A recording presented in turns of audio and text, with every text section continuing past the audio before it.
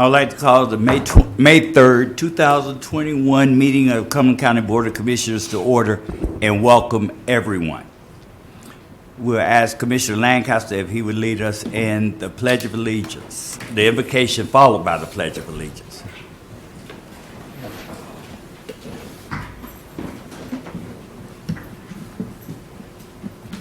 Good morning, if I may. I'd like to welcome Dr. Stewart back, who has had some hospitalization. My good friend, Dr. Kansler, and her husband, Mr. Tom, who is president of the hospital. And I have had recent surgery, and I appreciate all the thoughts and prayers. And for anybody here this morning that might have special prayers, we're praying for you also. And if you would, pray with me. Father, we pray that you come fill our lives with your love. And Father, fill our conversations with your grace and truth. Fill this meeting with your presence. And Father, fill us with your tender mercy and blessings as we move forward to this meeting. We ask these things in your precious name. Amen. Amen. Join me with the pledge, please. I pledge allegiance to the flag of the United States of America and to the republic for which it stands, one nation, under God, indivisible, with liberty and justice for all.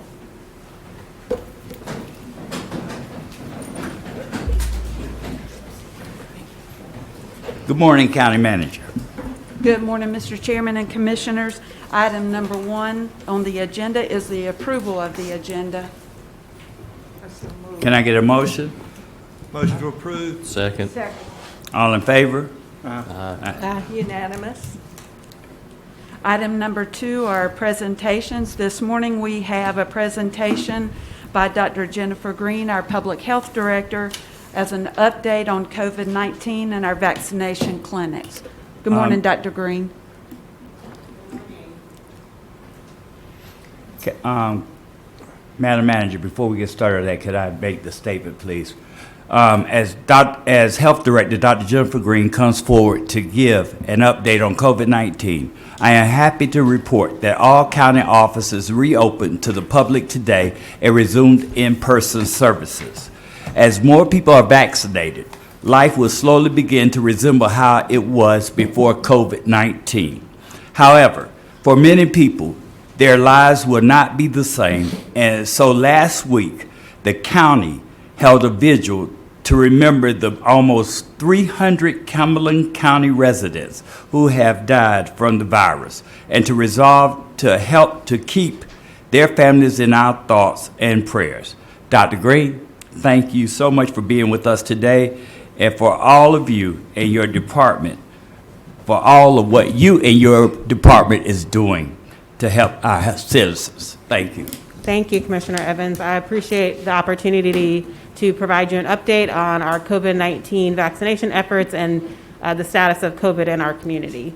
So we will start with the data.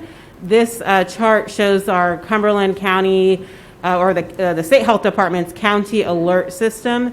And on the chart, on the map, you can see the color-coded indications which reflect the amount of community spread. So Cumberland County is in the orange.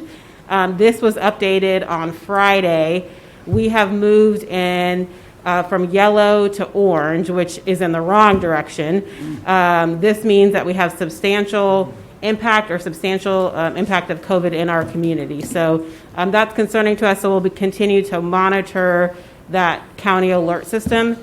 In the last 7 days, we've had 644 cases compared to the last 14 days, which is 1,090 cases. So you can see that we've had an uptick in our cases in the last several weeks. Our case positivity rate as of yesterday was at 9.1%. Again, we want that number to be closer to 5%. We've seen that number tick up over time. About a month ago, we were in the 6% range. We've had 299 members of our community pass away due to COVID.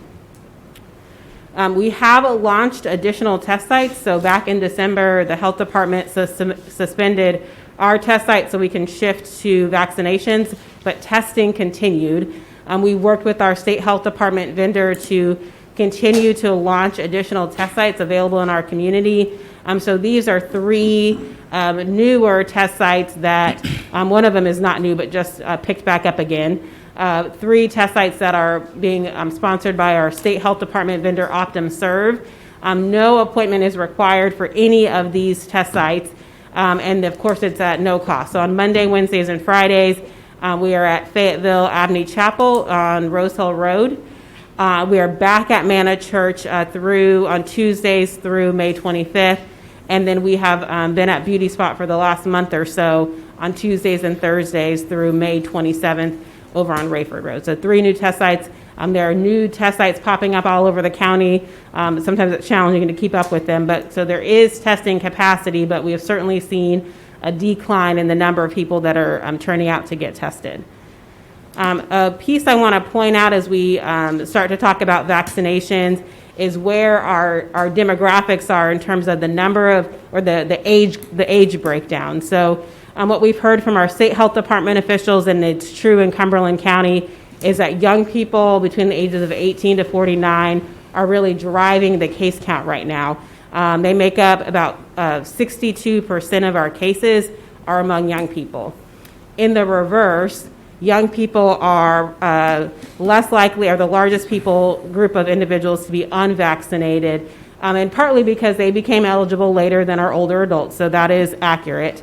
But on the graph on the right-hand side, you can see the percent of population broken down by age. So the darker green and the darkest blue color are our individuals that are over the age of 65, and you can see almost by the week when they became eligible, and they have a high percentage of that population vaccinated. So about 66% of our individuals over 65 and older are vaccinated. In contrast, among 18 to 24-year-olds, only about 11% of our 18 to 24-year-olds are vaccinated. So that's really where we'll see a lot of our attention being focused and getting our young people vaccinated, and I'll talk about a couple of our efforts in that area. So a quick Johnson & Johnson update.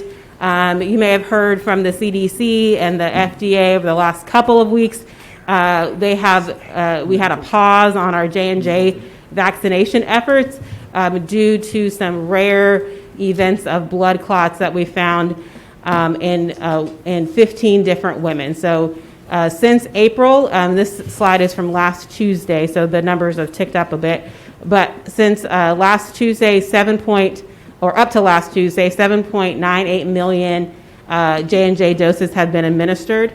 Out of that, the CDC and the FDA determined there were 15 confirmed cases of these rare blood clots, and we abbreviate the syndrome called TTS. All of the women, all were women. Most of them were between the ages of 18 to 49. About 13 out of the 15 cases, and 2 cases were out of women ages 15 and older. So the CDC's advisory committee met to review the data and the research. They actually met twice. And then they ultimately determined that the risk of administering J&J was much lower than the benefit. So the benefit, I have that slide backward, the benefits outweighed the risk there. And we can expect that there may be additional cases of TTS, but if we think about it in terms of the number of deaths we can prevent by getting individuals vaccinated versus the number of individuals that may pass away, though they are serious and important, that ultimately the benefits outweigh the risk here. And depending on, of course, those rates are going to depend on how many people take it, but we have an opportunity here to reduce ICU admissions and death. So what the CDC and the FDA said was that they're going to continue to recommend that people over the age of 18 get J&J. They did add a warning to what we call the emergency use authorization fact sheet that everybody gets at the vaccine site, that there are these rare blood clot events. And the reason for the pause was to get the healthcare workforce ready to receive and treat these blood clots should they appear. So we will resume our administration. Actually, we're doing that today, right about now. we paused our J&J efforts. We actually only administered for one day, and then the next day after we started administering, the pause took place. So we will resume that today at the health department. We will take individuals that are interested in having J&J. As I said, the resumption of that came with a warning that for women under the age of 50, and we also counsel them that you are able to receive any FDA-approved vaccine, which would be Moderna or Pfizer, but you could also choose to receive J&J as well, and that they should be aware of the risk for blood clots. And we want people to, if you recently got the J&J vaccine, by that we mean in the last couple of weeks, to be aware of symptoms, headache, abdominal pain, leg pain. This is different than those immediate symptoms. Usually the symptoms come 6 to 12 days after your vaccine. So it's not that immediate when you're at the vaccine site or that evening. It comes much later. And we want people to continue to go to their Moderna and Pfizer appointments, of course. There's been no impact on Moderna or Pfizer. So where are we within Cumberland County? We have more than 17 providers of COVID vaccine in more than 20 different locations, because some providers are in multiple locations, of course. Walmart, Walgreens, of course, the health department continues to administer. Now we have J&J, our hospital, Stedman Wade, Goshen, Shrayheck, and many, many others. Fort Bragg continues to administer. So we have a wide range of vaccinations available in our community. Most providers have supply on hand. There are some providers that may only get 100 doses a week, but most providers have vaccine available. Our vaccination schedule is shifting just a bit. So you've seen this slide before, but we have a little bit of an update we're very excited about. So Tuesdays, we continue to do second doses out at the Crown. Wednesdays, the same thing. We will take walk-ins all day. We continue to schedule appointments for those that want one, but we'll also take walk-ins as well. On April the 27th, or April the 23rd was our last Friday at the Crown. So we're shifting to more of a model where we're going out to do different outreach clinics, and we'll talk about that in just a moment. But we can still, but we'll be at the Crown on Tuesdays and Wednesdays. So a few weeks ago, the governor launched his Bring Back Summer campaign, and this was really a strategy to get safe, effective, and free vaccines to the community. And in order to be able to get back to 4th of July and Labor Day and all of these other holidays that we typically love to do and enjoy, they've launched this campaign that comes with posters and materials that community organizations can get from the state health department to promote these vaccines and getting our community members vaccinated. The governor has set a target to get 2/3 of our adults with at least one dose of vaccine before June 1st. So that's the target and that's the goal. So we have worked with our PIO department to get posters printed for our downtown businesses, which typically attract a younger population. As I mentioned, that's where we have some work to do. So that's hopefully those are getting printed now. We've reached out to Cape Fear Valley and their partnerships to get these posters put up in barbershops. We're working with our school district to do the same, to get these flyers sent out to all of our school children, and then also their parents as well, and get the posters put up in schools. We're working on some digital ads and in English and Spanish, and then getting some interviews ready that we will perform in, or that we will conduct in both in English and in Spanish. So I mentioned that we shifted our Fridays away from the Crown. We're replacing that with outreach clinics. So last Friday, we were in Spring Lake, and we'll be back in Spring Lake in a couple more weeks. So we've got 3 clinics planned in Spring Lake. This week, we will start with Mondays doing J&J at the health department. And again, that will be by appointment, because we're still screening and limiting the number of people that can be in our building. And we want to make sure we have plenty of space to social distance folks, but they can make a same-day appointment. If they arrive, we'll help them make an appointment that day. And then Thursday, we will be back at operation. Inasmuch this Thursday, we owe them some second doses, and then we'll be administering J&J there as well. On Friday, we'll be at Family Fellowship Church. We targeted this site because Shaw Heights is a neighborhood that the state health department gave us some data by census tract and said, hey, this is an area where we have a lower vaccination rate. So we'll be at Shaw Heights on Friday.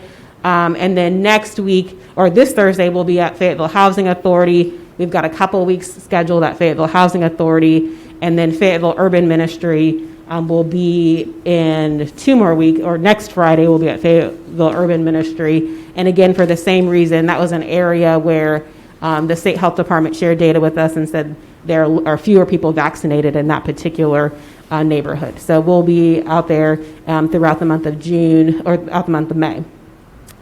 So in total, we have 77,608 residents at least partially vaccinated. That's 23.1% of the population, and then 65,000 fully vaccinated.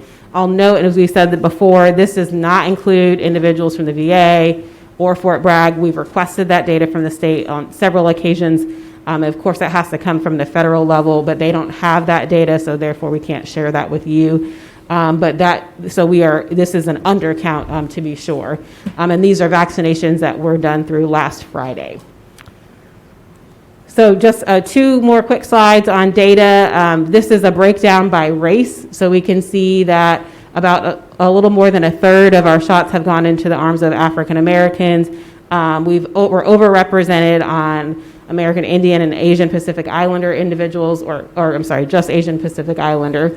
And then in terms of ethnicity, one of the pieces that we're really making sure we're targeting is our Hispanic community. About 6.3% of our vaccinations have gone to those that identify as Hispanic. That's increased week over week. And you heard us share a little bit about our campaign to get that community vaccinated. We're doing some more radio interviews, doing some more messaging in English and Spanish to make sure that we get those individuals vaccinated. And Lisa Childers is in the room, and she has been fantastic with helping us getting our farm workers vaccinated.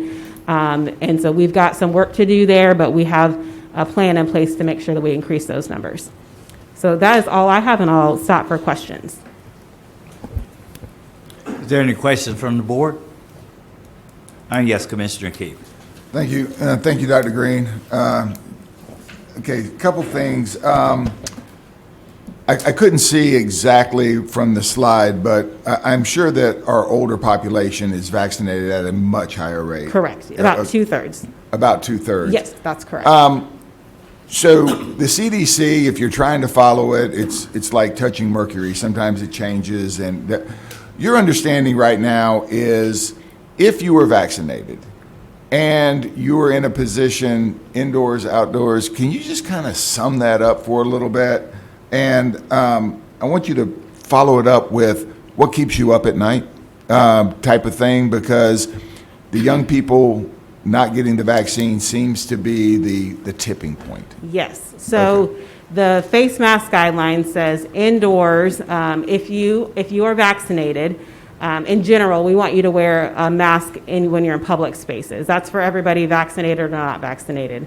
When you are outdoors, that is what changed last week. The CDC said when you're outdoors, you do not have to wear a mask.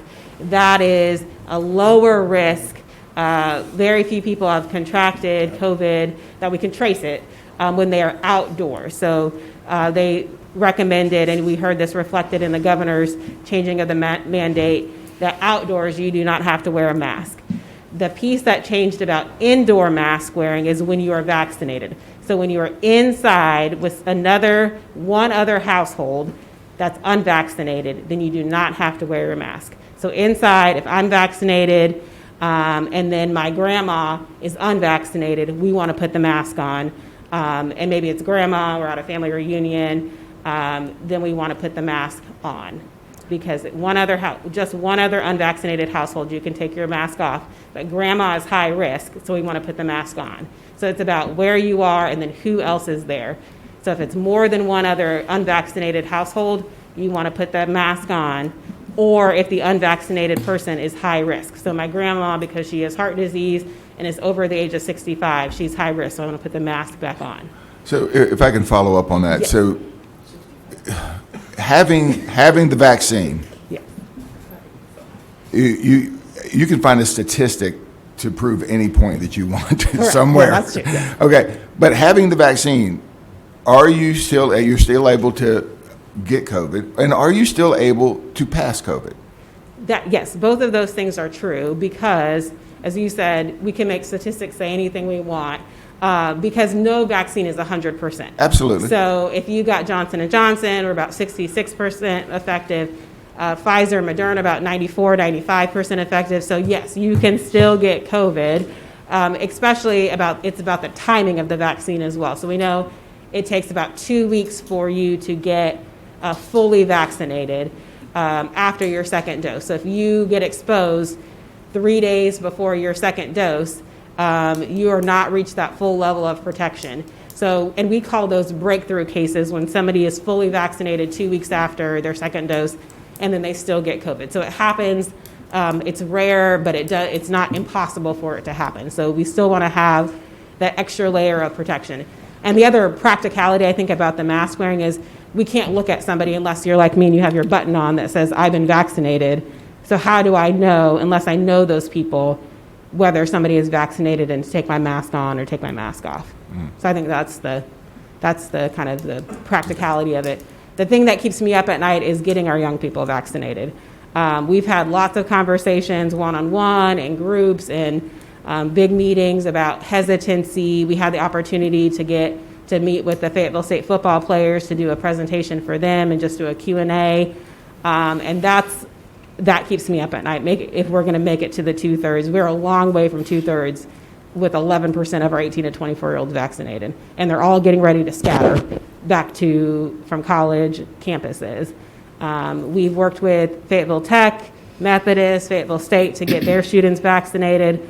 And we've just seen a drop-off in demand with young people, but just in general, too, of getting people vaccinated.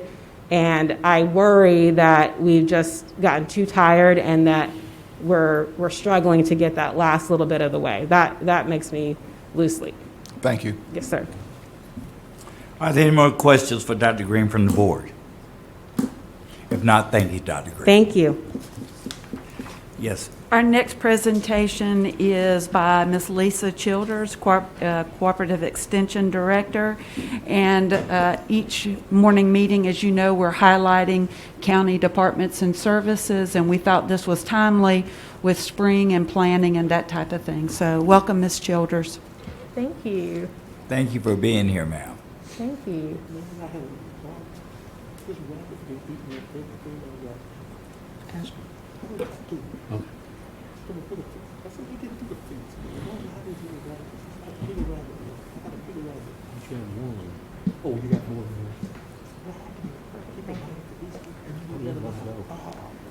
Hi, thank you for having me this morning. I'd like to take just a moment and share a little bit about Cooperative Extension.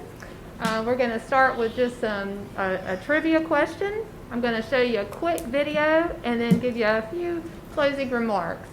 So the first question I have for you, what are the two land-grant universities in North Carolina? A&T and NC State. I heard it, that's right. Well, it's on there. I went to one of them, that's why I knew that. I went to one of them, I went to NC State. So. That's right. So what is North Carolina Cooperative Extension? North Carolina Cooperative Extension brings the capacities of North Carolina's two land-grant institutions, North Carolina State University and North Carolina A&T State University. We are located in all 100 counties. So all counties that you go into, you're going to see a Cooperative Extension office, and they focus on these three major areas, one being agriculture, one being family consumer sciences, or what we call foods and nutrition, and finally 4-H and youth development.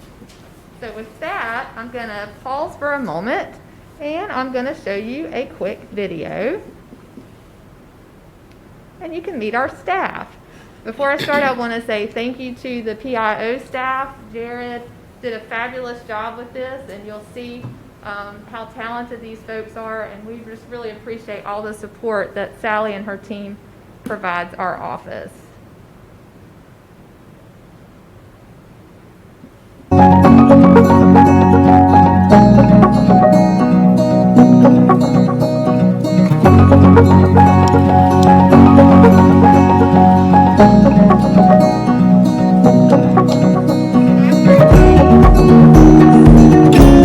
NC Cooperative Extension is part of a land-grant university system which includes NC State University and NC A&T State University.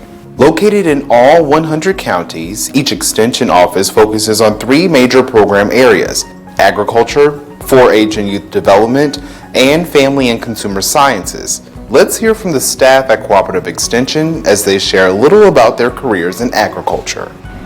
Hello, my name is Liz Lottie, and I'm the Livestock Extension Agent in Cumberland County. That means I get to work with farmers who raise animals like sheep, goats, cows, pigs, chickens, and horses. I get to go out to farms and teach people how to take care of their animals and their land. Another thing I get to do is I work with soldiers from Fort Bragg to teach them about agriculture, which will help them when they're deployed. Something else I do is I work with middle schools and high schools that have agricultural classes and FFA.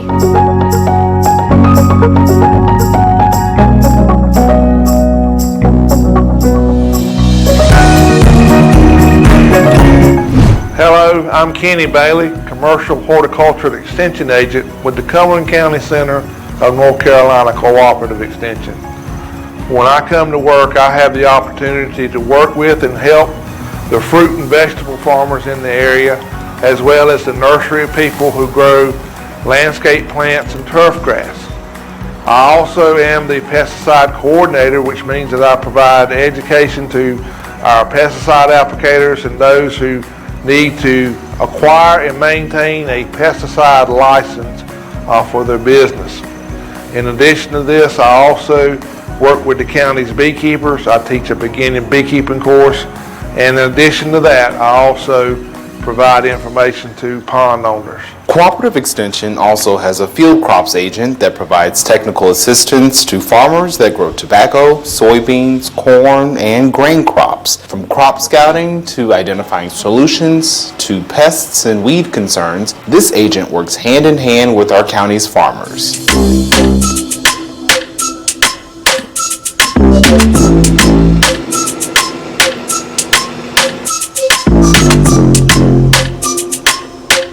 Next, let's take a look at 4-H and youth development career opportunities. While 4-H provides youth with opportunities to learn about agriculture, gardening, and cooking, they also provide so much more.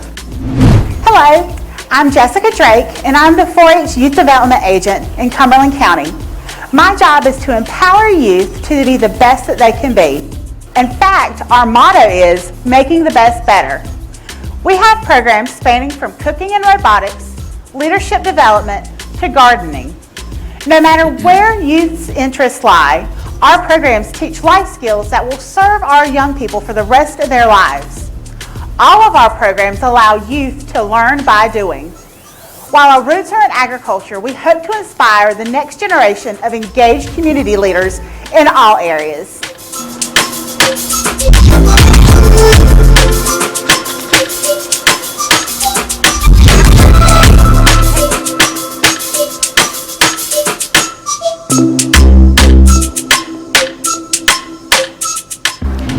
Hello, my name is Martina Fortune, and I am the 4-H Program Assistant for Military Clubs at Fort Bragg. Living in a military community, we have a lot of young people that come to our county that wants to be involved in 4-H. Each day, I get to support military clubs by providing resources and training to staff members, and also a wide variety of programming to the youth at Fort Bragg.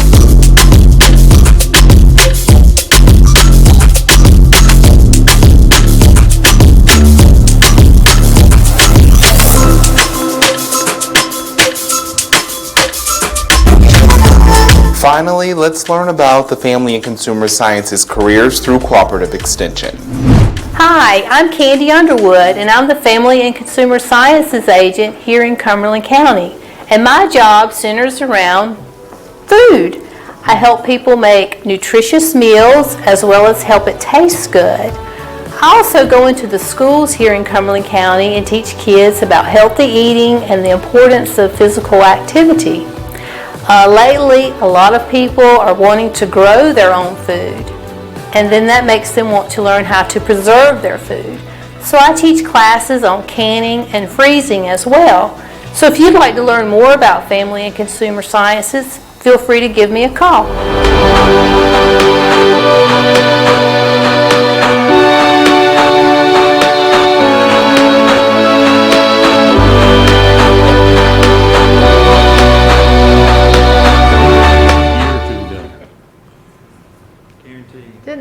fabulous job. Jared did a great job. Thank you again. You got candy apples up underneath there. That's right. Each one of us get one. That is right. Somehow, let's see. There we go. All right. So just a few extra points that I wanted to mention from the video. One of our largest program areas is consumer horticulture. So we get thousands of calls from citizens that say, why is my tree dying? Why is my grass dying? How do I get rid of these fire ants? When's the best time to plant a tree? So we get lots of those questions. And with having a small team, it would be very difficult to outreach to so many folks. So we have 78 master gardeners. They volunteer in our community at least 10,000 hours a year, in non-COVID times, of course, but we couldn't do it without those volunteers. We also house the Cumberland County Agricultural Hall of Fame. Each November, the Kiwanis Club of Fayetteville and Cooperative Extension partner to provide a Farm City event. We invite you all to attend. This year we will induct Alfred Davenport as our 2020 recipient, and we'll also be inducting the 2021 recipient. This is a time for us to recognize someone that's made a significant contribution to agriculture. Also, you heard about our 4-H and youth development program. We serve about 600 kids annually. And just as Jessica said on the video, it's all about developing those life skills and those leadership skills.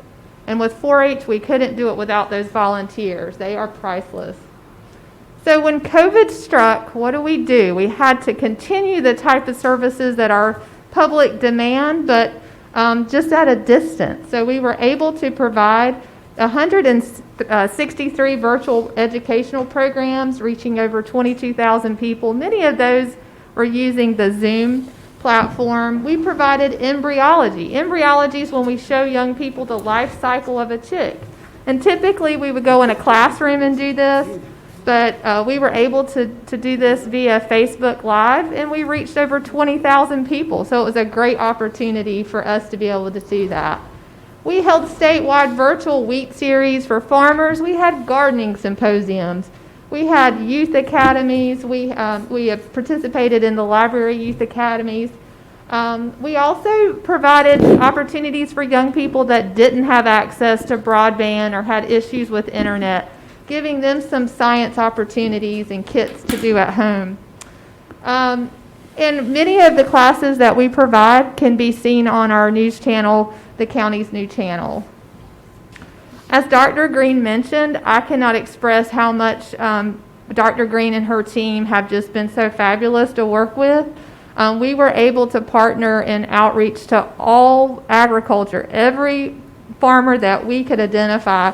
We reached out to them and also their farm workers to ensure that that population received the vaccine if they so wish to receive it.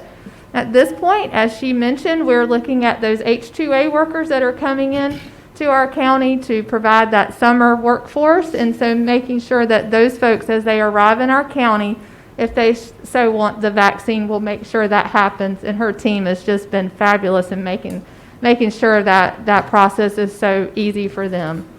We've also distributed thousands of masks and hand sanitizer, and so it's just been a great partnership between Cooperative Extension and the Health Department. So looking ahead, where are we going to go? What are some goals we have for Cooperative Extension? Well, of course, we're going to continue to outreach the COVID vaccine for our agricultural community and those farm workers. We want to provide a hybrid approach to our educational programs. While we want to continue some virtual, our customers demand that face-to-face, so we want to be able to try and do both. We want to foster community partnerships to try to get more 4-H and youth development opportunities for those underserved populations. We also want to align with the Cumberland County strategic goals. We want you to be able to use the resources at NC State and North Carolina A&T for those broadband concerns, water concerns. If there's resources at the university that we can help facilitate, we are happy to do that. And provide relevant, high-quality programming content for our news channel. We want to continue to do that. And last but not least, access to local foods. We all know that our community has areas of food deserts or food insecurity. And so we want to see where cooperative extension can play a role in that. One small tool is the Visit NC Farms app. This is the first time it's been unveiled, so I want to present this to you. This is in Cumberland County now. So after today's meeting, take out your smartphone, download the Visit NC Farms app. It's a free app. Once you download the app, anytime you want to locate fresh corn, blueberries, strawberries, whatever you want, you type that item into the space bar, and you will then be able to search. It'll show you all the farms in the county that sell those items.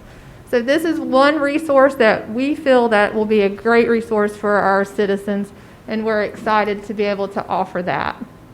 So with that, thank you for your continued support of cooperative extension programs. Come visit us, call us. We do send out a monthly newsletter, and we also have a very active social media out there, so feel free to join us on social media as well. And thank you for your time. And Ms. Childress, thank you for your time for coming over and all the work that you do. We appreciate you greatly. Thank you. Madam Manager. Yep. Oh, I'm sorry. I'm sorry. Please forgive me. Just real quickly, since you're now getting back with everybody and everything, do you think there's enough of a county-wide want or need or anything like that, that there would be a viability for a Cumberland County farmers market? So that has certainly been something we have talked about over the years. Several years ago, we did a feasibility study to determine that. And it did come back that absolutely this county can support several farmers markets. Since then, we have seen lots of markets pop up. You've got pop-up markets. You've also got privately run markets that are doing very, very well. Have you been to the one at Dirtbag Ales? That is a very popular market, and what we have found is that the markets that surround themselves around sort of almost a community event, That's right. they are the most successful. And so can we look at a farmer's market for Cumberland County? Absolutely, we can continue to look at that. And I appreciate you asking that question, because that is something we want to make available as more access to local foods in our community. Yeah, they had over 1,200 people there last weekend, and they were parking in the Walmart distribution overflow parking lot and walking down that road to get to it. It was crazy. Wonderful to see that. Commissioner Booth, thank you. Commissioner Keefe. Yeah, thank you for bringing that up. We have been talking about that. And, you know, to many people, they think of a farmer's market as a place to go get vegetables like your traditional farmer's market in Raleigh, but they have become community centers with entertainment, splash pads, people, just places where families can go lay out a blanket and listen to music and actually shop too. I'd hope that we could think about that. One of the things I think that there may be an opportunity with, and I don't know what success looks like on this, but we have all the farmers around in our community. By and large, we don't think about it so much because we're many times in the middle of an urban setting. But is there any sort of co-op to where farmers can come and bring their product so consumers in the city can go and consistently be able to do that? I think it would help the local farmers. It would also help the citizens have access to healthier food, and possibly being able to help out with some of these food insecurities that we have, that maybe alternative forms of payment or some sort could be used at that co-op. We don't have one based right here in Cumberland County. We do have them in surrounding counties, and they do deliver here locally, and some of our farmers do provide produce to them. Yes, that is a very innovative way to look at how we can get local foods to folks. And do they accept other forms of payments? Most of our farmers markets will accept all forms of payment. So that's a definite benefit. In terms of a co-op, that is definitely something that you have to have a lot of buy-in from your farming folks, because they have to be willing to do that and negotiate on price, location, pickup. So it takes a lot of time and thought to get that put together. But Jimmy, I think that's a great, Commissioner Keefe, that's a great idea and something that we should look forward to in the future. Yeah, that would be exciting. One last thing. Tell us something that people may not know about agriculture in Cumberland County? Well, I think a lot of people don't realize that we have such a vast amount of agriculture in the county. I think when you ride through Cumberland County, you don't automatically think agriculture, but we have a great deal. It's a very viable industry. Our #1 industry here, commodity-wise, is soybean. We produce about 19,000 acres of soybean. We're 11th in the nation in Cumberland, in North Carolina, for the production of sweet potatoes. So when you go to a restaurant and you eat sweet potatoes, it was probably grown right here in Cumberland County. We do very well in our livestock production. We're 11th in the state in production of turkeys, and we produce over 4 million birds in terms of broilers and turkeys in our county. So we have a very viable industry here that we should all be very proud of. Thank you. Thank you. Are there any more comments or questions? Again, thank you, ma'am. Thank you. Madam Manager, Yes, sir. Item number 3 is your consent agenda. are there any items to be removed from the agenda? Mr. Chair, Yes, I'd sir. like to move items 3G and 3H. Are there any others? Is there a motion? Yes. I move to Yes. approve. Commissioner, The exception Commissioner of Council. those two. And I'll second. Okay, all in favor? Unanimous? Thank you. Commissioner Keefe. Thank you, Mr. Chair. This is, again, one of the things that we do when we have surplus property and individuals come and bid on this property and we sell them. For 2 times in a row, we have people bidding on properties with the recommendation that they're able to purchase this property and they owe delinquent taxes. This has happened again on this one. We talked about it last time, and I know that it's coming up on an agenda, but I kind of feel like we brought the subject up at the last meeting, and now I don't think it was purposeful, but it almost seems like we're trying to get underneath the timeline on this. So I'm going to recommend that we do not accept items 3G and 3H for acceptance because of delinquent taxes from the person who is purchasing. And Commissioner Keefe, would that be a form That of in the form of a motion, sir, Mr. Chairman. Is it- Second. Any comments, questions? I would, Are there any comments? yeah, I just got a question for the county attorney. In terms of the policy, make sure we don't violate the policy. Is that one of the things, or do we just need to postpone it until after we have our agenda setting conference? I'm just trying to figure That will be on the next, the agenda session this month. It is not a current policy, but it is up for consideration this month. That's, my question is the better way to do this is, because I don't want to get sued by saying we violated something that's never been done before. So in terms of rejecting them, Mr. Keefe, is to whether to postpone them until another meeting. That's what I'm asking, Mr. No, I'm not, I'm just asking the attorney. You bring up a valid point. I'm asking the attorney, so. The board reserves the right on all these to reject any bids. Okay, that's all I needed to know. Okay. Okay, so the motion would state that items G and H on the consent agenda be postponed until the, Actually, be disapproved. excuse me? Not postponed. Okay. So I'm sorry, Mr. Attorney, he said could that reject. motion will be read as, I don't think I understood. I thought you were just taking these off and not taking action on them. I didn't know what the motion okay, was. so there's no need for a motion. Well, he was rejecting them. He was taking action on them. That's why I asked you the question. Okay. His motion was to reject. Okay. And mine was, the question was whether that was something we need to do or postpone it till we get a policy. The Right. question I would ask, Mr. Keefe, is did we check to make sure the rest of these people we just did on consent don't have delinquent taxes? I just want to be even across the board. I did. Oh, you did, okay. All right, good. Mr. Chair, I would like to amend my motion to table items G and H for 30 days. Is there a second to the And I'll motion? second that. All in favor? That is unanimous. Thank you, board. With the consent agenda now approved, the chairman would like to read the proclamation designating May 2021 as Drug Court Month. At this time, I would like to ask Ms. Caroline Melvin, interim pretrial director, as well as Mr. Alvin Chestnut, sobriety court coordinator, to join me up front.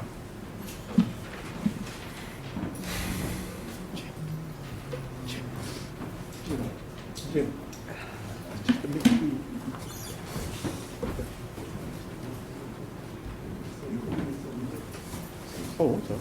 That's okay. Just to take off when I get done. Let me see here. I want you to fix it once and for all. I got a plan to keep me straight. I'm just trying to. Yeah, no, it was right. It's good. Yeah. Good morning. Good morning. First of all, let me thank you both for what you do to improve the lives of those that have made some missteps here in our county. For that, we all are grateful. And if you don't mind, I'm going to take my mask off to read this proclamation. Cumberland County, North Carolina, proclamation. Whereas Drug Treatment Court, DTC, uses a team of court and community professionals to help ensure that offenders who are addicted to drugs and/or alcohol receive the intensive treatment they need to become healthy, law-abiding, and productive family and community members. And whereas drug courts combine intensive judicial supervision, mandatory substance use treatment, and drug testing and escalating sanctions and incentives in order to break the cycle of drug addiction and its committed crime. And whereas the judges, prosecutors, defense attorneys, treatment and rehabilitation professionals, law enforcement and correctional personnel, researchers and educators, national community leaders, and others dedicate to the movement have a profound impact through hard work and commitment to their communities. And whereas drug courts have been restoring lives and families for more than 3 decades and are the cornerstone of criminal justice reform sweeping the nation. And whereas drug courts are now recognized as the most successful criminal justice intervention in our nation's history, significantly improving substance abuse treatment outcomes, substantially reduce substance abuse and crime, and do so at less expensive than any other criminal justice strategy. Now, therefore, we, the Cumberland County Board of Commissioners, do hereby proclaim May 2021 as Drug Court Month in Cumberland County, North Carolina, and commend its observance to all citizens. Adopted the 3rd day of May 2021, signed by Cumberland County Board of Commissioners Chairman Charles Evans.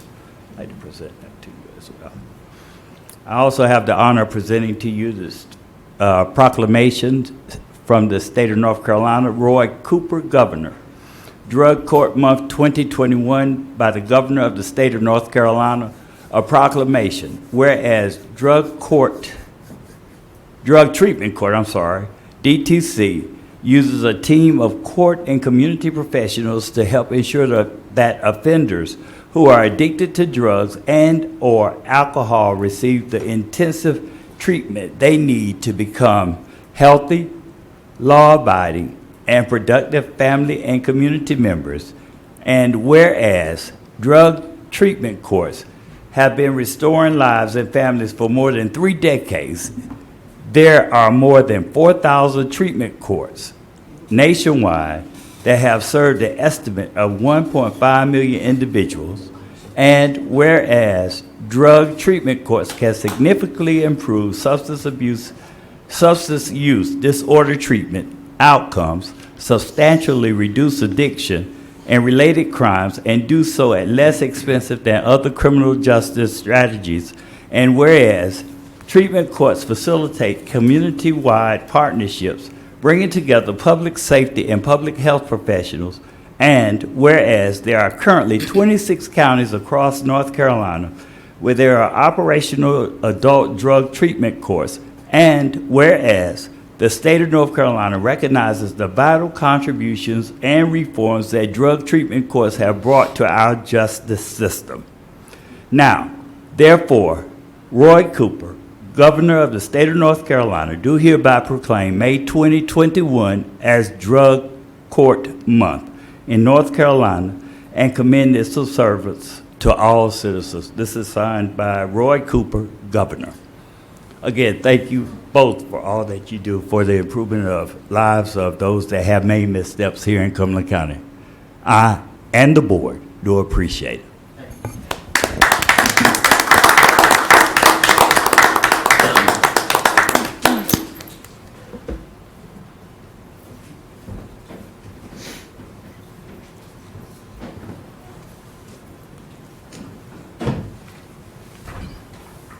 Thank you. Madam Manager. Yes, sir. Item number 4, Mr. Chairman and Commissioners, we have several public hearings, as you know, that were recessed at your prior meeting, April 19th, 2021. The first one being approval of the submission of the program year 2021 Community Development Annual Action Plan.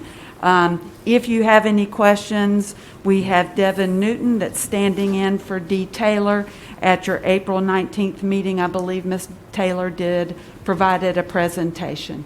Okay, I would like to reconvene the public hearing and ask the clerk, are there any further comments have been received? No further comments were submitted. Okay, thank you. Yes, Commissioner Oh, Council. I was ready for a motion. That's all right.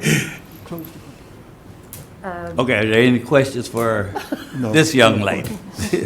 Okay. We close the public hearing. Matt, I move Commissioner that we Council. approve the submission of the program year 2021 Community Development Annual Action Plan. There was a motion by Commissioner Council and a second by Vice Chairman Glenn Adams. Is there, let's call for the vote. All in favor? Unanimous. Thank you. Mr. Chairman, item 4B leads us to our uncontested rezoning cases, case P2117, and again, this was an item that was recessed from the April 19th meeting. Reconvene the public hearing. Madam Clerk, are there any further comments that have been received? No further comments have been received. Close the public hearing. Are there any questions or discussions? Seeing none, do I have a motion? Motion to approve since it's In case uncontested. P21-17, no, I don't know. I got it mixed up. Commissioner Lancaster had the Okay. motion. I'm sorry. Yes, sir. Yes. Motion to approve since it's uncontested. I'm not reading all that unless it's necessary. I think It's necessary. Yeah, well, you read it then. Oh, my goodness. In case P21-17, I move to approve the rezoning request from CP Plan Commercial and C2P Plan Service and Retail to CP Plan Commercial and finds the request consistent with the Southwest Cumberland Land Use Plan of 2013 designation of heavy commercial. The heavy commercial designation is designed to provide for shopping needs of the immediate neighborhood and traveling public and is usually located at major intersections. Approval of the request is reasonable and in the public interest as the district requested is in harmony with surrounding existing land uses and zoning, and the site is located at a heavily trafficked intersection. Thank you for the motion. Is there a second? Thank Commissioner, you. I'll second that. Commissioner Lancaster, thank you for the second. All in favor? Unanimous. Item 4C and D are street naming. 4C is street naming 0475.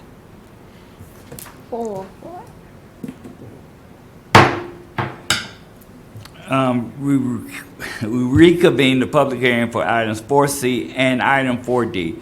And Madam Clerk, are there any comments? There were no further comments received on either case. Thank you. Close the public hearing. Are there any questions or discussions? Seeing none, is there a motion? I would recommend approval of the street name changes in SN 0475 and SN 0477. Mr. Vice Chair, thank you. Is there Second. and second, Commissioner Council, all in favor? Unanimous. Thank you.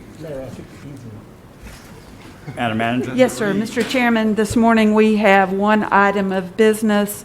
This was moved forward from your April 19th meeting since it's an ordinance change. Since it was not unanimous, it must be read again. Is consideration of Amendment Section 605, Holidays of the Cumberland County Personnel Ordinance.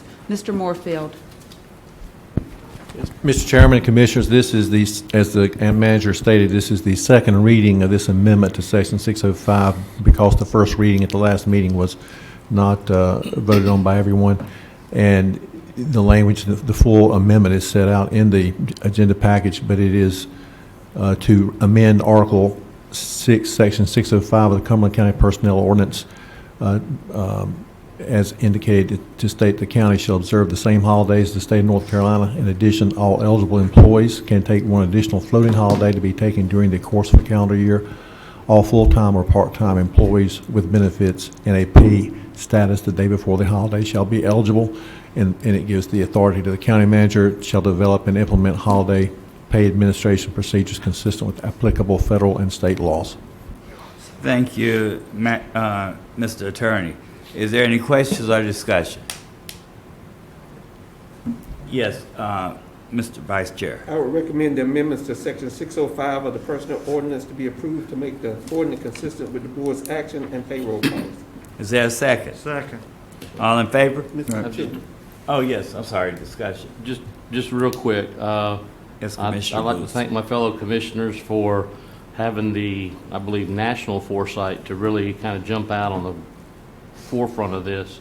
But as I read it again, I don't see that it changed anything for or against race, religion, culture, gender, fluid gender, multicultural, multiracial. It just added a holiday. So I thought we really had a chance to, pick up a Yom Kippur or a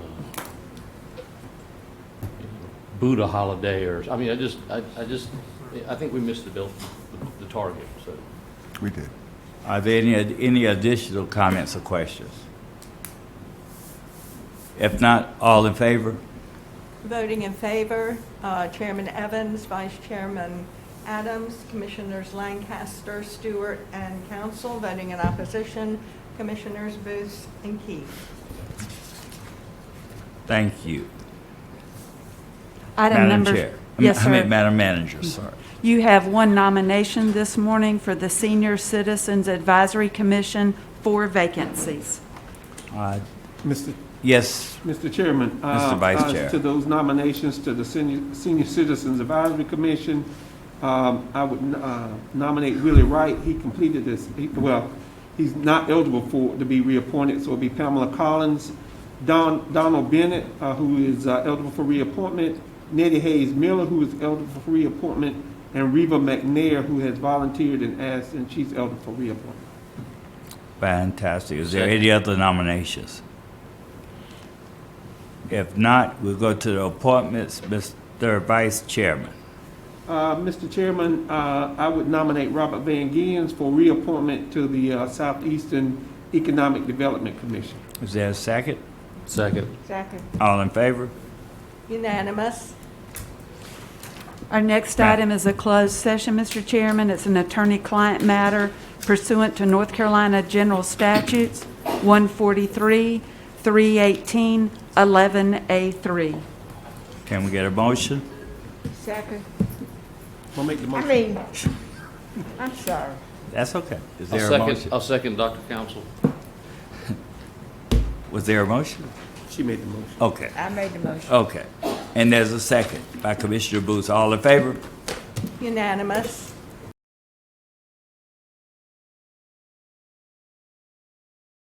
Motion to come out of closed session? All in favor? Unanimous. 1 second, Commissioner Council, and we will take that in just a second. At this time, we have some great people that work with us and work for this county, and I'm so grateful to everyone that does that, give of their time and energies. And also, these people also have life. There's a number of individuals that have celebrated birthdays, and we would like to recognize those people. Our clerk, Miss White, celebrated her birthday along with our county attorney last Saturday, I believe it was. I hear that Commissioner Booth celebrated a birthday recently. And as of yesterday, our county manager celebrated a birthday. Happy 39th. Happy 39th. I hope I didn't overlook anyone. Yes, Commissioner Adams? Miss Cindy Tucker had hers this weekend too. That works, which is hers was Saturday. Happy The 29th. administrative for the manager. Fantastic. Cindy Tucker. Is there anyone that I omitted? Mine was in March. Yours was in March. I'm sure we got a photo of it. Happy birthday. Happy birthday, happy birthday, happy birthday. And Commissioner Adams, our vice chair, thank you for having another birthday. I'm glad I made it through COVID, Mr. Chairman. Thank you. And please, if anyone know of any birthdays before our meetings, please let me know, because I think the birthday is the most celebrated time of life for each of us. We all should be recognized on our birthdays. Is there a motion to adjourn? Motion to adjourn. Is there a second? Second. All in favor? Unanimous. This meeting is now adjourned.